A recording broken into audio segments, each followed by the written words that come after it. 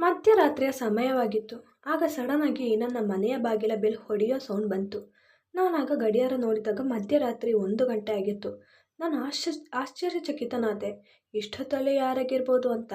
ನಾನು ಹೊರಗಡೆ ಹೋಗಿ ನೋಡಿದೆ. ನನ್ನ ಮಗಳ ರೂಮಿನ ಬಾಗಿಲು ಹಾಕಿತ್ತು. 1 ನಿಮಿಷಕ್ಕೆ ಭಯ ಆಯಿತು. ಯಾರಾದರೂ ಕಳ್ಳನಾಗಿದ್ದರೆ? ಆದರೂ ಮನಸ್ಸನ್ನು ಗಟ್ಟಿ ಮಾಡ್ಕೊಂಡು ಹೋದೆ. ಬಾಗಿಲು ತೆಗೆದು ನೋಡಿದ್ರೆ ಒಬ್ಬ ಹುಡುಗಿಯಾಗಿದ್ಲು. ಅವಳು ಬಹುಶಃ 18 ವಯಸ್ಸಿನವಳಾಗಿದ್ಲು. ನನ್ನ ಮಗಳಿನ ಏಜ್ ಇರ್ಬೋದೇನೋ. ಅವಳು ನನ್ನ ನೋಡಿದ ತಕ್ಷಣ, ಅಂಕಲ್, ಸೋನಾಕ್ಷಿ ಮನೆಯಲ್ಲಿದ್ದಾಳಾ? ನಾನು ನನ್ನ ಕತ್ತಿನಿಂದ ಹಾಂ ಅಂದೆ. ಸೋನಾಕ್ಷಿ ಯಾರೂ ಅಲ್ಲ, ನನ್ನ ಮಗಳಾಗಿದ್ಲು. ಅವಳು ನನ್ನ ಒಂದು ಸೈಡ್ಗೆ ಮಾಡಿ ಮನೆಯ ಒಳಗೆ ಬಂದಳು. ಜೋರಾಗಿ ನನ್ನ ಮಗಳನ್ನು ಕರೀತಾ ಇದ್ಲು, ಸೋನಾಕ್ಷಿ, ಸೋನಾಕ್ಷಿ ಅಂತ. ಅವಳು ಕೂಗಿದ ತಕ್ಷಣ ನನ್ನ ಮಗಳು ಹೊರಗಡೆ ಬಂದಳು ಮತ್ತು ಅವಳು ತುಂಬ ಅಳ್ತಾ ಇದ್ಲು. ಅಷ್ಟರಲ್ಲಿ ನನ್ನ ಮಗಳು ರೂಮ್ನಿಂದ ಬಂದಳು. ಬಾ ರಮ್ಯಾ ಅಂತ ಅವಳನ್ನು ಒಳಗಡೆ ಕರ್ಕೊಂಡು ಹೋದ್ಲು. ಅವಳನ್ನು ಅಪ್ಪಿಕೊಂಡು ಅಳ್ತಾ ಇದ್ಲು. ನನ್ನ ಮಗಳು ಅವಳನ್ನು ಸಮಾಧಾನ ಮಾಡ್ತಾ ಇದ್ಲು. ನಾನು ಇದನ್ನೆಲ್ಲ ಬಾಗಿಲ ಹತ್ರ ನಿಂತು ನೋಡ್ತಾ ಇದ್ದೆ. ಹಾಗಿದ್ರೂ ಅವಳಿಗೆ ಏನಾಗಿದೆ ಅಂತ. ನಾನು ಬಾಗಿಲು ಲಾಕ್ ಮಾಡಿ ಅವರ ಎದುರುಗಡೆ ಬಂದೆ. ನಾನು ಏನನ್ನಾದರೂ ಕೇಳೋಕ್ಕೆ ಮುಂಚೆ ನನ್ನ ಮಗಳು ನನ್ನ ಮುಂದೆ ಕೈ ಮುಗಿದು ಹೇಳಿದ್ಲು, ಅಪ್ಪ, ನೀನು ನನ್ನ ತುಂಬ ಇಷ್ಟಪಡ್ತೀಯಲ್ವಾ? ನಾನು ಹೇಳಿದ್ನೆಲ್ಲ ಕೇಳ್ತೀಯಲ್ವಾ? ನಾನು ನಿನಗೆ ತುಂಬ ಇಂಪಾರ್ಟೆಂಟ್ ಅಲ್ವಾ? ಅವಳು ಹಾಗೆ ಕೇಳಿದಾಗ ನಾನು ಹಾಂ ಅಂದೆ ಮತ್ತು ತಲೆ ಆಡಿಸಿದೆ. ಹೇಳಿದೆ, ಹೌದು ಮಗಳೇ, ನೀನು ನನಗೆ ತುಂಬ ಇಷ್ಟ. ಹಾಗಿದ್ರೂ ನಿನ್ನ ಬಿಟ್ಟರೆ ಈ ಭೂಮಿಯಲ್ಲಿ ನನಗೆ ಬೇರೆ ಯಾರಿದ್ದಾರೆ ಹೇಳು? ಆದರೆ ಈ ಪ್ರಶ್ನೆ ಈಗ ಯಾಕೆ ಕೇಳ್ತಾ ಇದ್ದೀಯಾ? ನಾನು ಇದನ್ನು ಕೇಳಿದ್ದೆ. ಅವಳು ಮಂಡಿ ಊರಿ ಕೂತ್ಕೊಂಡ್ಳು ಮತ್ತು ಕೈ ಮುಗಿಯುತ್ತಾ ಹೇಳಿದ್ಲು, ಹಾಗಾದರೆ ನೀನು ಈಗಿದ್ದೀಗಲೇ ನನ್ನ ಫ್ರೆಂಡ್ ರಮ್ಯಾನ ಜೊತೆ ಮದುವೆ ಮಾಡ್ಕೊಳ್ಳಿ. ಆಗ ನಾನು ತುಂಬ ಆಶ್ಚರ್ಯದಿಂದ ನನ್ನ ಮಗಳನ್ನು ನೋಡ್ತಾ ಇದ್ದೆ. ಮತ್ತು ಇವಳು ಏನು ಹೇಳ್ತಾ ಇದ್ದಾಳೆ? ನಾನು ಬೇರೆ ಏನಾದರೂ ಹೇಳೋಕ್ಕೂ ಮುಂಚೆ ಆ ಹುಡುಗಿನೂ ನನ್ನ ಮುಂದೆ ಕೈ ಮುಗಿನೂ ನಿಂತಿದ್ಲು. ಹೇಳಿದ್ಲು, ನನಗೆ ಗೊತ್ತಿದೆ, ಇದು ನಿಮಗೆ ತುಂಬ ಕಷ್ಟದ ಕೆಲಸ ಅಂತ. ನನಗೆ ಗೊತ್ತಿದೆ, ನೀವು ಆಂಟಿಯನ್ನು ತುಂಬ ಪ್ರೀತಿ ಮಾಡ್ತಾ ಇದ್ರು ಅಂತ. ಆದರೆ ನನಗೆ ಈ ಸಮಯದಲ್ಲಿ ಯಾರ ಜೊತೆನಾದರೂ ಮದುವೆ ಆಗೋದು ತುಂಬ ಇಂಪಾರ್ಟೆಂಟು. ಆದರೆ ನೀವು ನನ್ನ ಜೊತೆ ಮದುವೆ ಆಗಲಿಲ್ಲ ಅಂದರೆ ನಾನು ಬದುಕಿದ್ದು ಸತ್ತ ಹಾಗೆ. ನನ್ನ ಜೀವನ ಹಾಳಾಗುತ್ತೆ. ಪ್ಲೀಸ್, ನೀವು ನನ್ನ ಜೊತೆ ಮದುವೆ ಮಾಡ್ಕೊಳ್ಳಿ. ಸರಿಯಾದ ಸಮಯ ಬಂದಾಗ ನೀವು ನನಗೆ ಡೈವರ್ಸ್ ಕೊಡ್ಬೋದು. ನಾನು ಏನು ಹೇಳಲ್ಲ. ಅವಳ ಮಾತು ಕೇಳಿ ನಾನು ಇನ್ನೂ ಆಶ್ಚರ್ಯಚಕಿತನಾಗಿದ್ದೆ. ಈ ಇಬ್ಬರು ಹುಡುಗಿಯರು ಸೇರಿ ಏನು ಮಾಡೋಕ್ಕೆ ಹೊರಟಿದ್ದಾರೆ ಅನ್ನೋ ಯೋಚನೆ ಇತ್ತು. ನಾನು ಚಿಕ್ಕ ಮಗು ಅಲ್ಲ, ಬದಲು ನಾನು 40 ವರ್ಷದ ಪ್ರಾಮಾಣಿಕ ವ್ಯಕ್ತಿಯಾಗಿದ್ದೆ. ನಾನು ಇಂಥ ಕೆಲಸ ಯಾವತ್ತೂ ಮಾಡಲ್ಲ. ನಾನು ಆ ಹುಡುಗಿಯ ಮುಖ ನೋಡಿ ಹೇಳಿದೆ, ನೋಡು, ನಾನು ನಿನ್ನ ತಂದೆಯ ವಯಸ್ಸಿನವನಾಗಿದ್ದೀನಿ. ನಿನಗೆ ಗೊತ್ತಿದೆಯೇ ಏನು ಹೇಳ್ತಿದೆಯಾ ಅಂತ? ಮತ್ತು ಈ ಸಮಯದಲ್ಲಿ ನನ್ನ ಮನೇಲಿ ಏನು ಮಾಡ್ತಾ ಇದೀಯಾ ನೀನು? ಏನಾದರೂ ಆಗಿದ್ರೆ ನನ್ನ ಹತ್ರ ಹೇಳು. ನಾನು ಪೊಲೀಸ್ ಕಂಪ್ಲೇಂಟ್ ಕೊಡ್ತೀನಿ. ನಿಮಗೆ ಸುರಕ್ಷೆ ಮಾಡ್ತೀನಿ. ಇಲ್ಲಾಂದ್ರೆ ನಾನು ಮುಂದೆ ನಿಲ್ತೀನಿ ನಿಂದ. ಆದರೆ ಈ ಥರದ ಮದುವೆ ಮಾಡ್ಕೊಳ್ಳೋದು ಒಳ್ಳೆಯದಲ್ಲ. ನನ್ನ ಹೆಂಡತಿ ಸತ್ತು 1 ವರ್ಷ ಆಗಿದೆ. ಆದರೆ ನಾನು ಅನ್ಕೋತಿದ್ದೆ ನಾನು ಬೇರೆ ಮದುವೆ ಮಾಡ್ಕೊಳ್ಳ ಅಂತ. ಆದರೆ ನನಗೆ ನನ್ನ ಮಗಳು ಜ್ಞಾಪಕ ಬರ್ತಾ ಇದ್ಲು. ಮಲ್ತಾಯಿಯಿಂದ ಯಾವುದೇ ತೊಂದರೆಗೀಡಬಾರ್ದು ಅಂತ ಮಗಳು ಸುಮ್ಮನೆ ಆಗ್ತಾಯಿದ್ದೆ. ನಾನು ಯೋಚನೆ ಮಾಡಿದ್ದೆ, ಅವಳಿಗೆ 25 ವರ್ಷ ಆದಾಗ ಅವಳ ಮದುವೆ ಮಾಡಿಸಿದ ಬಳಿಕ ಮದುವೆ ಮಾಡ್ಕೊಳ್ಳೋದಾ ಅಂತ. ಆದರೆ ಈಗ ಈ 18 ವರ್ಷದ ಹುಡುಗಿಯನ್ನು ನನ್ನ ಜೀವನದಲ್ಲಿ ಬರಮಾಡ್ಕೊಳ್ಳೋದು ಸರಿಯಲ್ಲ. ಆದರೆ ಇದರ ನಡುವೆ ನನ್ನ ಮಗಳು ಹೇಳಿದ್ಲು, ಅಪ್ಪ, ನೀವು ಹೇಳಿದ್ರಿ ನನ್ನ ತುಂಬ ಪ್ರೀತಿ ಮಾಡ್ತೀರಿ, ತುಂಬ ಇಂಪಾರ್ಟೆಂಟ್ ಕೊಡ್ತೀರಿ ಅಂತ. ಹಾಗಾದರೆ ಈ ಮದುವೆ ಯಾಕೆ ಮಾಡ್ಕೊಳ್ಳಲ್ಲ? ನೀವು ಈ ಮದುವೆ ಮಾಡ್ಕೊಳ್ಳೋದಲ್ಲಿ ಏನೂ ತಪ್ಪಿಲ್ಲ. ಅಮ್ಮ ಸತ್ತು ಹೋಗಿದ್ದಾರೆ. ಇವಳು ತುಂಬ ಒಳ್ಳೆಯವಳು. ನಿಮ್ಮನ್ನು ತುಂಬ ಚೆನ್ನಾಗಿ ನೋಡ್ಕೋತಾಳೆ. ನಿಮಗೆ ಯಾವುದೇ ತರಹದ ಕಷ್ಟ ಕೊಡಲ್ಲ. ನೀವು ಮುಂದೆ ಕೈ ಮುಗಿದು ಕೇಳ್ಕೊತೀನಿ, ಪ್ಲೀಸ್ ಅಪ್ಪ. ನಾನು ದಂಗಾಗಿ ಹೋದೆ. ಇವಳು ಇದೇನು ಬುದ್ಧಿ ಇಲ್ಲದ ಮಾತಾಡ್ತಾ ಇದ್ದಾಳೆ ಅಂತ.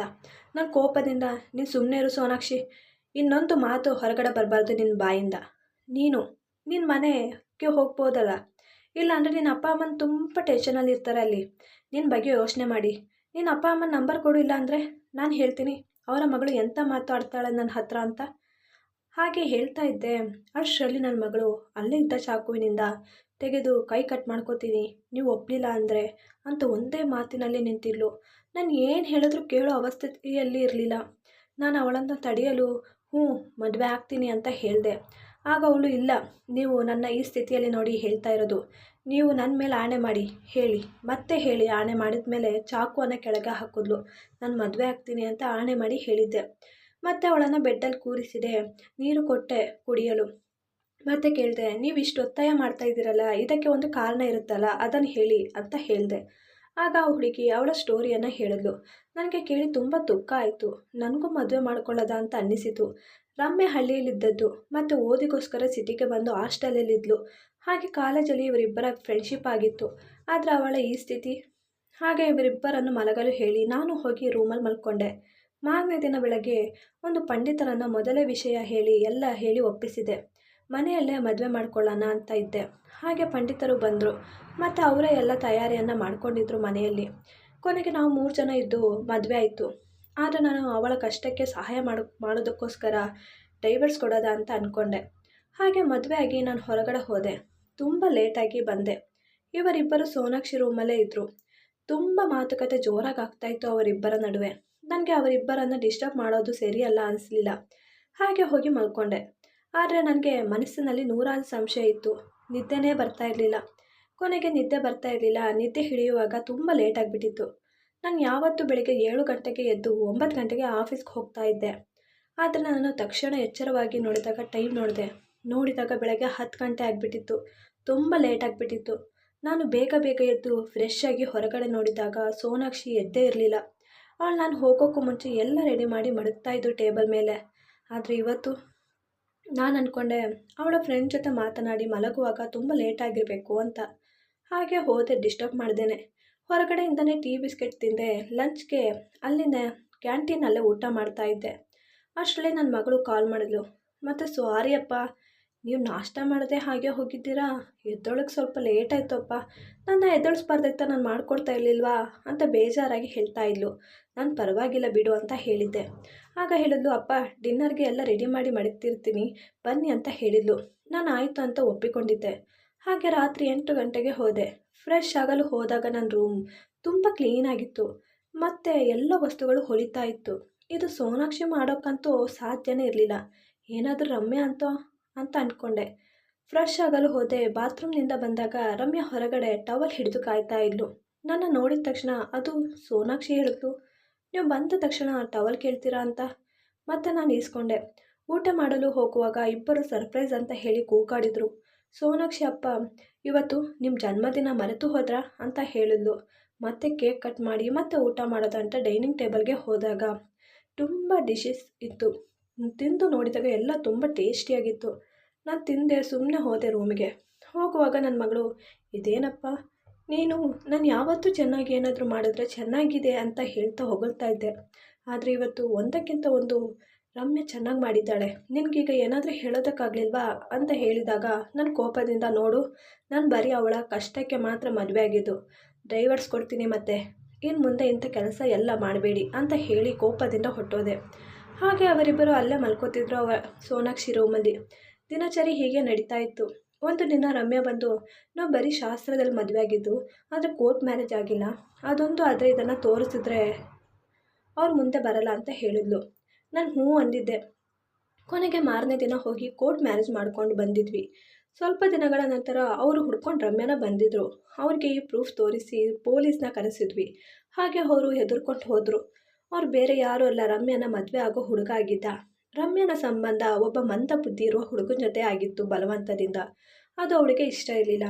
ಹಾಗೆ ಇದರಿಂದ ಬಚಾವಾಗಲು ಅವರ ಕಣ್ಣಿಗೆ ಮಣ್ಣು ಎರಚಿದಳು. ನನ್ನ ಮಗಳು ಅವಳು ಸೇರಿ ಪ್ಲ್ಯಾನಿಂಗ್ ಮಾಡಿದ್ರು. ರಮ್ಯಾ ಹೀಗೆ ಒಂದು ದಿನ ಫೋನ್ ಮಾಡಿ ಹೇಳುತ್ತಾ ಅಳ್ತಾ ಇದ್ಲು ನನ್ನ ಮಗಳ ಜೊತೆ. ನನ್ನ ಮಗಳು ಸೋನಾಕ್ಷಿ ಈ ಏಡೆ ಕೊಟ್ಟು ಅಲ್ಲಿಂದ ಒಂದು ಚೀಟಿ ಬರೆದು, ಬಾ ನಾನು ಬೇರೆಯವರನ್ನ ಇಷ್ಟಪಡ್ತಾ ಇದ್ದೀನಿ, ಅವನ ಜೊತೆನೇ ಮದುವೆ ಆಗೋದು ಅಂತ.